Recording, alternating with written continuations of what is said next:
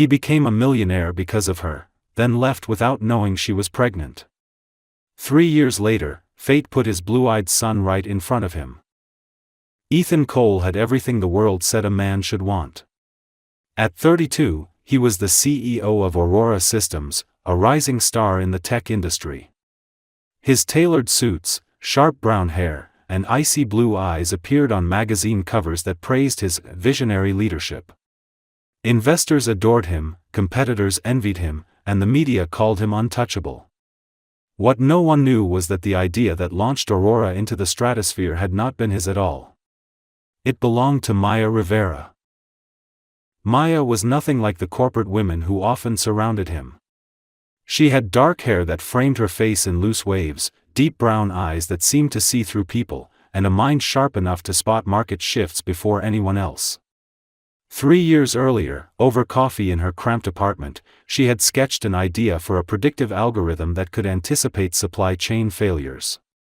Ethan had listened, intrigued, and the conversation turned into a collaboration that birthed Aurora's breakthrough product. She never cared about titles or the spotlight, her satisfaction came from the thrill of solving a problem. But Maya's life was not the polished world of press releases and investor dinners. She carried burdens Ethan had never had to face. Her younger brother, Aaron, was battling an addiction that had landed him in rehab twice. She was the one paying his rent, answering midnight phone calls, and dealing with the chaos he left behind. She kept it from Ethan for months, until one night a journalist caught Aaron outside a bar, disoriented and shouting. The story spread just enough for Aurora's board to notice. The pressure came quickly. Meetings behind closed doors. Advisors telling Ethan that emotional baggage could tank the company's image just before its IPO. They spoke about Maya as if she were a liability, not the person who had built the foundation of his success. Ethan told himself he had no choice. He ended it in a quiet corner booth of a dimly lit bar on Mission Street. Maya listened without interrupting, her expression unreadable. When he finished, she took a slow sip of water, set the glass down, and gave a small, strange smile. "Then I wish you luck, Mr. Cole," she said, her voice steady but distant. She slid out of the booth before he could find the words to answer. A week later, she stood in the tiny bathroom of her apartment, staring at 2 pink lines on a test she hadn't expected to take. Her hands trembled, but her mind was already made up. She would not tell Ethan. She would not risk her child being treated like a stain on his spotless public image. The next day she packed her things, left San Francisco behind, and disappeared into Portland's gray, rain-washed streets. While Ethan prepared for the company's triumphant IPO, Maya was beginning a different journey entirely, one he would know nothing about for years to come. 3 years had passed since the night Maya left San Francisco, and in that time Ethan Cole had become a man the public believed had conquered the world. Aurora Systems had gone public at a valuation that stunned the market, and his personal fortune multiplied overnight. He was invited to speak at international conferences, to dine with political leaders, to advise other CEOs on how to scale vision into reality. His penthouse overlooked the bay, filled with art chosen by decorators he barely knew, and his calendar was booked months in advance. But behind the polished image, there was a gnawing emptiness that no number on a balance sheet could touch. Success filled the headlines, not his life. The nights were the worst. He would come home from another high-stakes meeting to silence so complete it seemed to press in on him. He would pour himself a drink, sit in the dim glow of the city lights, and tell himself this was the price of ambition.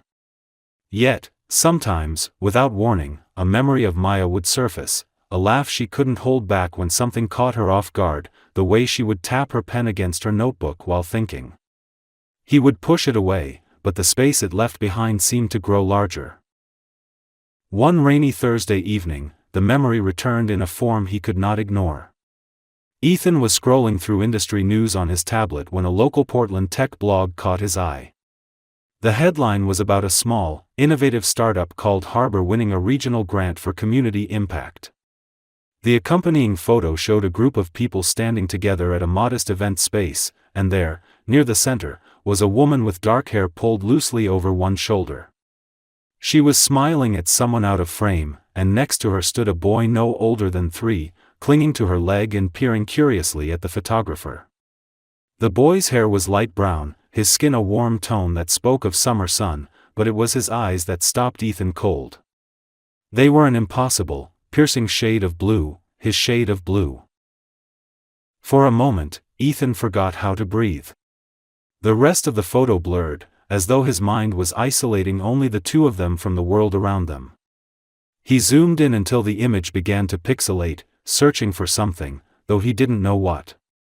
The boy was laughing at someone beyond the frame, his small hand gripping the fabric of Maya's jeans. Ethan stared at the eyes, so familiar it felt like looking into a mirror that had been bent by time. He told himself there could be 100 explanations. Blue eyes were not rare, after all. Yet the rational part of his mind seemed suddenly powerless against the quiet, insistent pull of recognition. He closed the tablet but could not shake the feeling that some part of his life he thought was settled had just cracked open. Sleep was impossible that night. He lay in the dark listening to the rain on the glass, hearing again the words Maya had spoken the last time they were face to face. By morning, he had made a decision he could not quite explain even to himself. He told his assistant to accept an invitation he had previously declined, to deliver a keynote at an upcoming technology conference in Portland. When she asked why, he simply said it seemed like the right time to reconnect with a few old contacts in the Pacific Northwest. But in truth, he was not thinking about business at all. He was thinking about a photograph, a woman he had not seen in 3 years, and a little boy with his eyes. The Portland Convention Center was alive with the hum of voices, the clinking of coffee cups, and the constant shuffle of people moving between stages and exhibition booths. Ethan had arrived early, wearing the kind of perfectly tailored suit that seemed to draw eyes without demanding them. His keynote was scheduled for late morning, and he had already rehearsed it twice in his mind while walking the quiet streets outside. He told himself he was here for the talk, for the networking, for the appearance of staying connected to the grassroots of the industry. But every time his thoughts drifted, they landed on the possibility that Maya might be somewhere in this building. He didn't know if Harbor would even have a presence here, yet the thought alone kept his chest tight. The keynote began smoothly. Ethan had done this hundreds of times, stepping onto a stage, watching the audience lean forward, knowing exactly how to hold their attention. The lights were warm on his face, and the giant screen behind him projected slides about innovation, market trends, and the future of predictive technology. But midway through his presentation, just as he was transitioning to a new section, he caught movement at the edge of the stage. A small figure emerged from the wings, tentative at first, then more quickly, as if driven by urgency or fear. It was a boy, no more than 3 years old, his light brown hair a little messy from the day, his clothes slightly rumpled. The boy stopped a few feet from Ethan, wide-eyed, clutching the hem of his small sweater. His gaze swept the room before landing directly on Ethan's face, and in that instant, Ethan felt as if the floor had shifted beneath him. The boy's eyes were a shade of blue Ethan had seen in the mirror every morning of his life. The audience laughed softly, assuming it was some light-hearted interruption, perhaps a child of an attendee. But for Ethan, the laughter faded into a kind of ringing silence. He lowered himself to one knee, careful not to startle the boy. "Hey, buddy," he said gently, his voice carrying only enough to reach the child. "Are you looking for your mom?" The boy nodded, his bottom lip trembling as if he were trying very hard not to cry. Then he pointed toward the side of the stage. Ethan followed the direction of his finger and saw her. Maya was moving quickly through the crowd, her dark hair pulled back loosely, her expression sharp with worry. She was pushing through rows of chairs, muttering hurried apologies as she went, her eyes locked on the boy. The moment their gazes met, she froze mid-step. For a heartbeat, neither of them moved. The years since they had last seen each other seemed to condense into that one stretch of stillness, where the truth was suddenly visible in the space between them. She reached the stage, stepped up without hesitation, and scooped the boy into her arms. "Leo," she whispered, holding him tight. Then she looked at Ethan, her voice steady but carrying something unspoken. "Thank you." Ethan straightened slowly, unable to take his eyes off the child. He could feel the weight of what he was seeing settling into his bones. He didn't need a test, or proof, or anyone to explain. He knew. The stage lights were hot, the audience restless, but for Ethan, the moment had already pulled him far away from the conference. He saw only Maya, holding a boy with his eyes, and realized that whatever life he thought he had been living for the past 3 years was about to change in ways he could not yet imagine. Maya turned to leave, her grip on Leo protective and firm, but before she stepped off the stage, she glanced back. The look she gave him was not an invitation, nor was it finality, it was something in between, a recognition of the truth they now shared, whether they wanted it or not. Ethan stood there, his presentation forgotten, watching them disappear into the crowd, his mind a tangle of regret, disbelief, and the first spark of a decision forming quietly inside him. Later that afternoon, after his keynote ended and the conference schedule had shifted into panel discussions and networking sessions, Ethan found himself lingering in the quieter corners of the convention center. He had no interest in meeting investors or shaking hands with industry colleagues. His attention kept drifting toward the thought of Maya and the boy, Leo, wandering somewhere in this building or maybe already gone. Every few minutes he caught himself scanning the crowd, hoping for a glimpse of dark hair or the flash of those blue eyes. Finally, as the day's events wound down, he spotted her in the lobby near a row of tall windows, speaking quietly to a man with a volunteer badge. She was wearing a simple gray sweater and jeans, her posture calm but guarded, as if she had been preparing herself for an unwanted conversation. When she noticed him approaching, her expression didn't change much, but there was the faintest narrowing of her eyes, a sign that she had expected this. The volunteer excused himself, and Maya turned to face Ethan fully, her hand resting lightly on Leo's shoulder. The boy looked up at him with open curiosity, but Maya's gaze was different, measured, careful, almost challenging.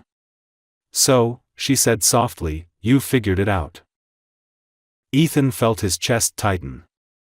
"I didn't know," he replied, keeping his voice low. "Not until today." He glanced at Leo, who was distracted by something outside the window, then back at her. "Why didn't you tell me?" Maya's laugh was short, without humor. "Because I knew what you would do. You would have turned it into a calculation, what it meant for your image, for the company, for the IPO. I wasn't going to let our son be a decision on your balance sheet." Her words cut with precision, each one carrying a weight that left him momentarily speechless. He tried to explain that he had been young, under pressure, convinced by people he thought were protecting him. But even as he spoke, the excuses sounded hollow in his own ears. Maya shook her head slightly, as if she had already heard these reasons in her imagination and found them insufficient long before he ever said them aloud. "You walked away, Ethan. You didn't just walk away from me, you walked away from everything that didn't fit the perfect story you wanted to tell the world." He wanted to argue, to say that it wasn't that simple, but then she shifted the conversation in a way he didn't expect. "I'm not here to rehash what happened. I have bigger problems right now." She told him about Harbor, the small startup she had built from scratch in Portland. It created tools for rehabilitation centers to manage patient care and coordinate with families, something born from her years of trying to help her brother, Aaron, through his recovery. Harbor had been making steady progress until a large tech company, Nextloop, filed a lawsuit, claiming she had stolen their algorithms. If they won, Harbor would be destroyed under the weight of legal costs, and the clinics that depended on it would be left without support. Ethan felt a jolt of disbelief. "They can't possibly own your work," he said. Maya nodded, her jaw set. "They can try, and they are. They have the money to drag it out until I can't fight anymore. She paused, then added, I've been through worse. But this would hurt a lot of people who don't have the luxury of starting over. The sound of her voice when she spoke about her work was different, steady, grounded, carrying that same spark he remembered from years ago when she first pitched the algorithm that built Aurora. He found himself wanting to say he could help, that he still had influence, resources, and connections. But she seemed to anticipate the thought. Don't make promises you can't keep, she said quietly. I learned not to count on them. Before he could answer, Leo tugged on her hand, asking if they could leave. She nodded and glanced back at Ethan. I'm glad you know the truth now. But that doesn't change who I have to protect. With that, she took Leo's hand and walked toward the exit, her steps unhurried but resolute. Ethan watched them go, his mind a storm of regret, guilt, and something else, an urgent, stubborn pull toward a past he had thought was gone forever and a future he had never imagined until now.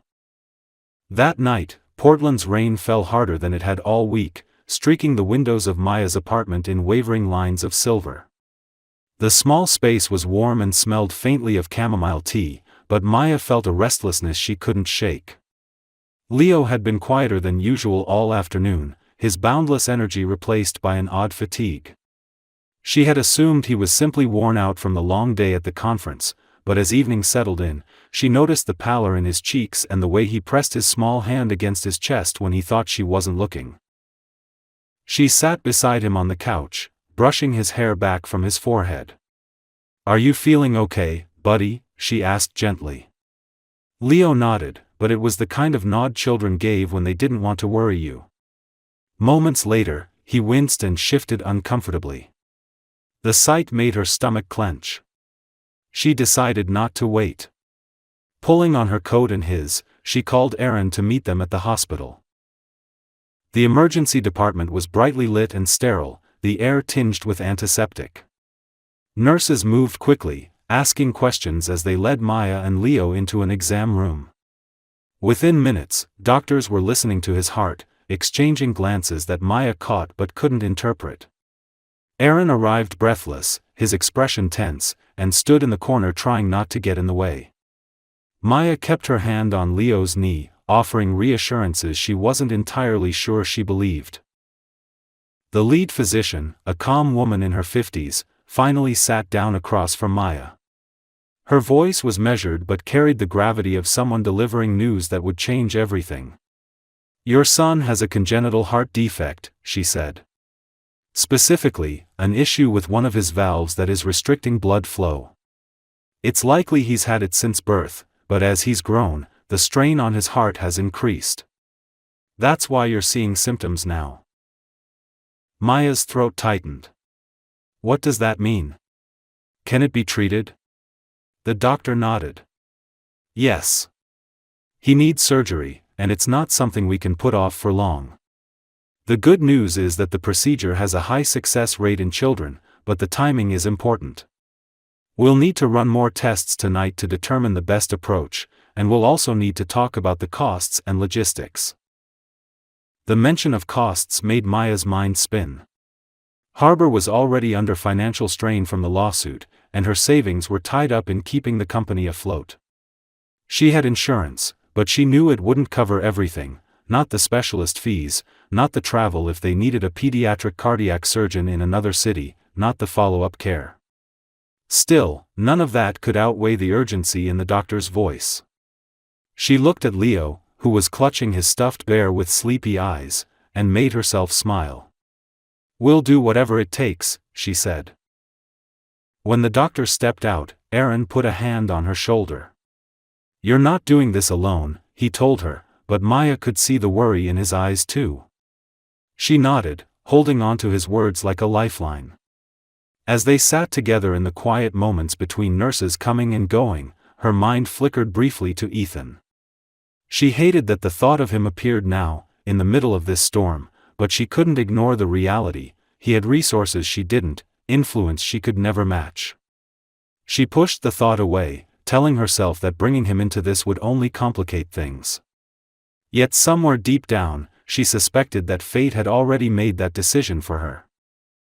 Leo dozed off while the monitors traced steady lines across the screen.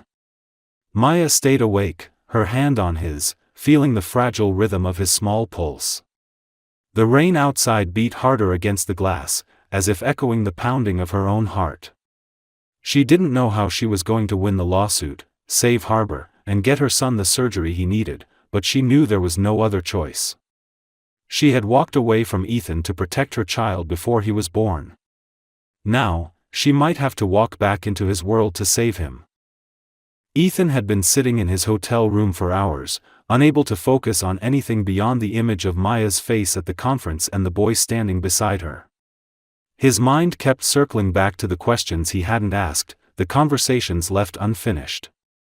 When his phone rang close to midnight, he almost didn't answer, thinking it was another message from his assistant about next week's meetings. But when he saw Aaron Rivera's name appear on the screen, he felt a jolt of surprise. They had barely spoken before, once or twice in the past, always in passing. Something about the call filled him with a sense of urgency, and he answered immediately. Aaron's voice was tense, the words clipped. He told Ethan that Leo was in the hospital, that there was a serious heart condition requiring surgery. Maya was with him now, trying to process the news while keeping her son calm. Ethan listened without interruption, feeling as if the air in the room had thinned. By the time Aaron hung up, Ethan was already on his feet, grabbing his coat. The hospital was only a short drive away, but the minutes felt like hours as he replayed Aaron's words in his head. When he arrived, the waiting area was nearly empty, save for a tired receptionist and a man slouched over a coffee cup in the corner. He spotted Maya immediately. She was sitting beside Leo's bed in a dimly lit room just off the main corridor, her hair pulled loose, her posture slumped in exhaustion. Her hand was resting on Leo's small arm, and though she didn't look up when Ethan stepped inside, he could tell she knew it was him. "You didn't have to come," she said quietly, her eyes still on Leo. "I did," he replied, moving closer. "Aaron told me what's going on." Her shoulders stiffened. "It's not your problem." Ethan shook his head. "It is now. He's my son too, Maya. I know I wasn't there before, and I can't change that, but I'm here now, and I'm not walking away again." For a long moment, she didn't answer. The steady beep of the monitor filled the space between them. Finally, she spoke, her voice low. "It's not just the surgery. Harbor is under attack. Nextloop is trying to bury us in legal fees. If they win, the clinics lose everything, and I lose the only thing I've built since I left you. I can't fight them and deal with this at the same time." Ethan sat down across from her, leaning forward. "Then let me help you fight both. I still have influence at Aurora, and I know people who can stand up to Nextloop. We can get the best surgeon for Leo and make sure Harbor survives. But you have to let me in." She gave him a long, searching look, as if weighing the cost of trusting him again. "I don't want to owe you anything," she said at last. "You won't," he said. "This isn't about debt. It's about making sure our son has a future." Some of the tension in her shoulders seemed to ease, though her eyes remained guarded. She looked down at Leo, who had stirred slightly in his sleep, and brushed a hand over his hair. "If we do this, Ethan, it's on my terms. No press, no turning this into some redemption story for you. This is about Leo and nothing else."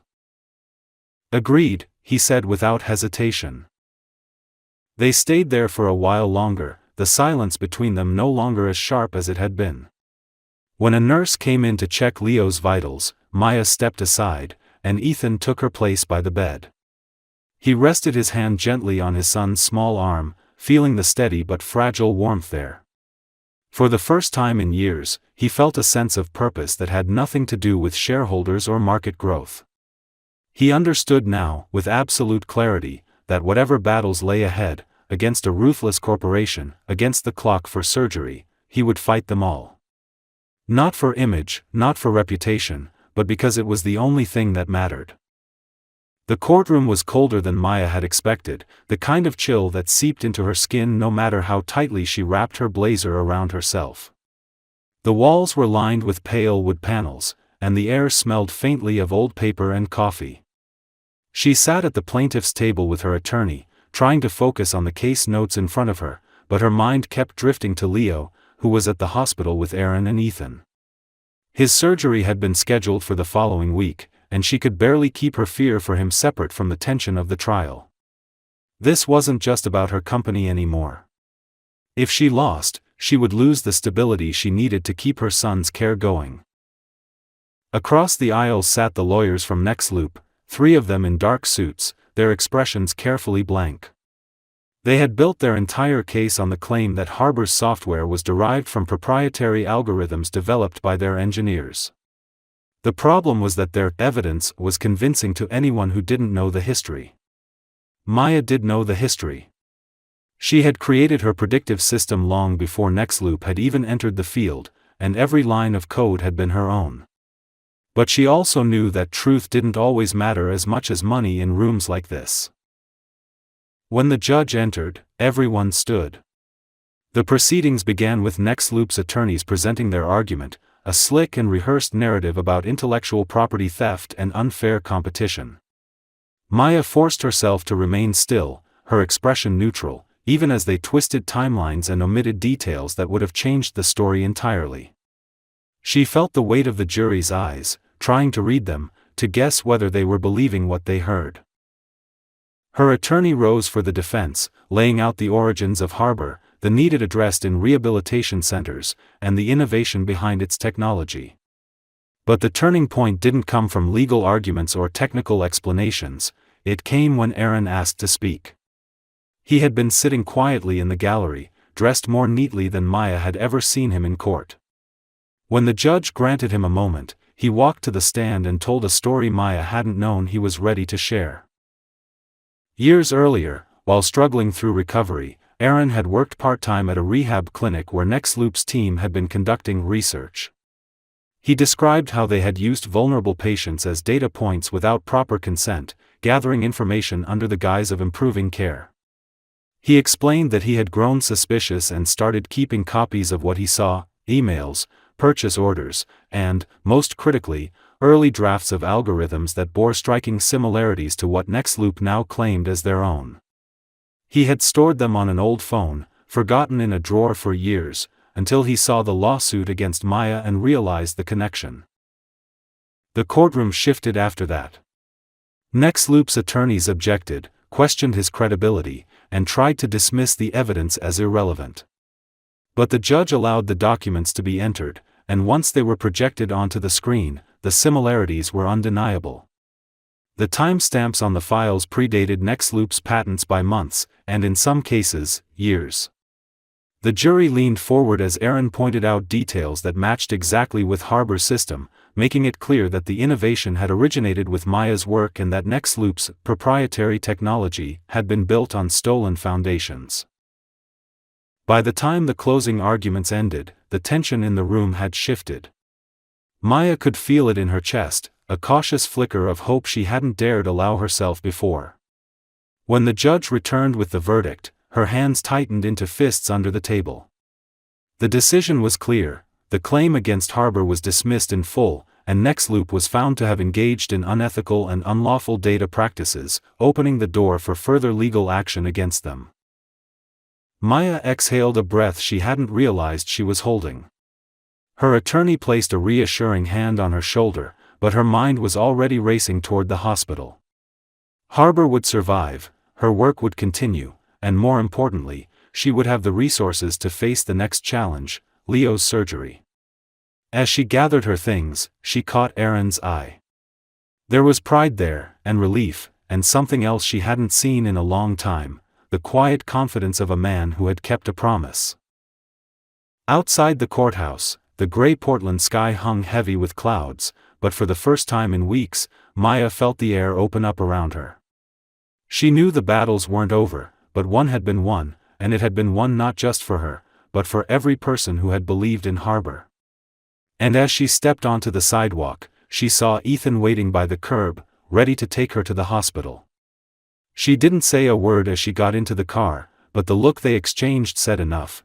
They were in this together now, for as long as it took. The morning of Leo's surgery began with the hospital still half asleep, its hallways quiet except for the low hum of machines and the occasional squeak of rubber soles on polished floors. Maya had barely closed her eyes the night before, her thoughts looping endlessly between fear and the stubborn need to believe that her son would be fine. She sat beside his bed, stroking his hair as the pre-op team prepared to take him to the operating room. Ethan was on the other side, holding Leo's small hand, speaking in a low voice that somehow made the boy smile despite the wires and monitors surrounding him. Aaron stood near the door, his arms folded tightly across his chest, watching but staying silent. When the surgical team arrived, the room seemed to contract around them. The anesthesiologist explained the process gently, using words that felt too big and too clinical for such a small child. Maya signed the consent forms with a hand that trembled despite her effort to keep it steady. As they wheeled Leo away, he looked back at her and Ethan with that same curious trust he always carried, and she forced herself to smile and wave until he disappeared through the swinging doors. The moment he was gone, her knees weakened, and she gripped the edge of the chair to keep from sinking to the floor. Ethan was already there, guiding her toward the waiting area. The hours that followed were an exercise in endurance. They sat in a small room with muted beige walls, a television mounted in the corner playing a morning news program no one was really watching. Maya tried to distract herself with work, flipping through Harbor documents on her laptop, but the words blurred into meaninglessness. Ethan, uncharacteristically restless, got up every 20 minutes to refill their coffee or speak to the nurse at the desk. Aaron remained the most still, his gaze fixed on a spot on the wall as if he could will time to move faster. Every so often, their eyes would meet, and though they exchanged no words, Maya felt the weight of his quiet reassurance. When the surgeon finally walked in, his expression carried no urgency, and that alone made Maya's breath catch in relief. He explained that the procedure had gone exactly as planned, that Leo's heart was now functioning the way it should, and that with recovery and follow-up care, his prognosis was excellent. Maya felt her chest loosen for the first time in weeks, the flood of gratitude almost too much to hold in. She pressed her hands over her face, and when she looked up again, Ethan was smiling at her with an expression she hadn't seen before, soft, unguarded, almost overwhelmed. They were allowed to see Leo once he had been moved to recovery.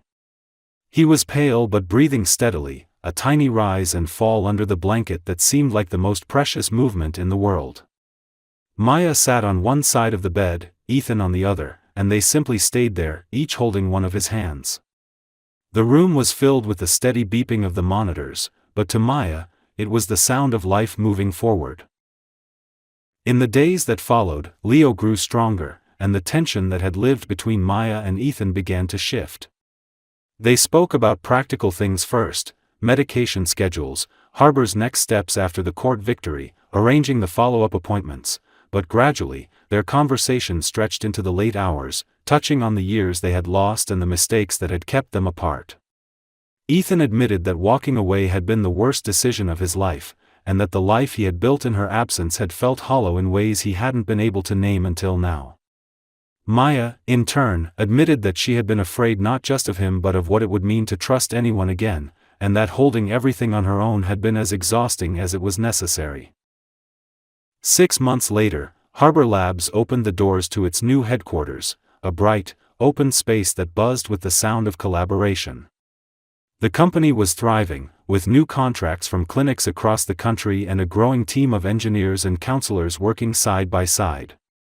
Ethan had invested in the expansion but refused any executive title, telling everyone that this was Maya's ship to steer. At the launch event, he surprised her by announcing that 30% of Harbor's shares would be placed in a trust for Leo and for the employees who had helped build the company. The room erupted in applause, not the polite kind reserved for business announcements, but genuine, sustained applause that seemed to wrap around them. After the speeches, they slipped away to the riverfront, the evening light turning the water to gold. Leo ran ahead, his laughter carrying on the breeze, and they walked behind him in a comfortable silence.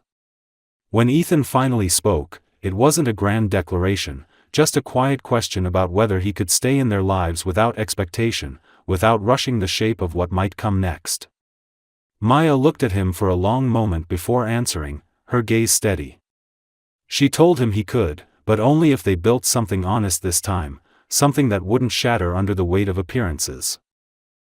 They reached the bench where Leo had stopped to watch a boat drift by, and for a moment, the three of them stood together, the river moving steadily in the background. It wasn't perfect, and it wasn't a return to what they had once been, it was something new, born out of hardship and choice, and it felt more solid than anything Maya had known before. The future stretched ahead of them, uncertain but open, and for the first time in years, she was ready to walk toward it without fear. To me, the ending of this story isn't about a perfect, happily ever after so much as it is about redemption that feels earned. Ethan doesn't just swoop back in and fix everything with money, he stays, he listens, and he rebuilds trust brick by brick. Maya doesn't forgive him because she's sentimental, she lets him back in because he proves he can put people before ego. The real victory isn't the court case or the surgery success, though those moments are triumphant. It's the quiet shift in how they move forward, choosing honesty over image, partnership over control, and family over the life they thought they wanted. That's why the final scene by the river works so well, it's not a grand cinematic bow, it's an open door. The story leaves you with the sense that their future will be messy, imperfect, and entirely their own, and somehow, that feels better than perfection.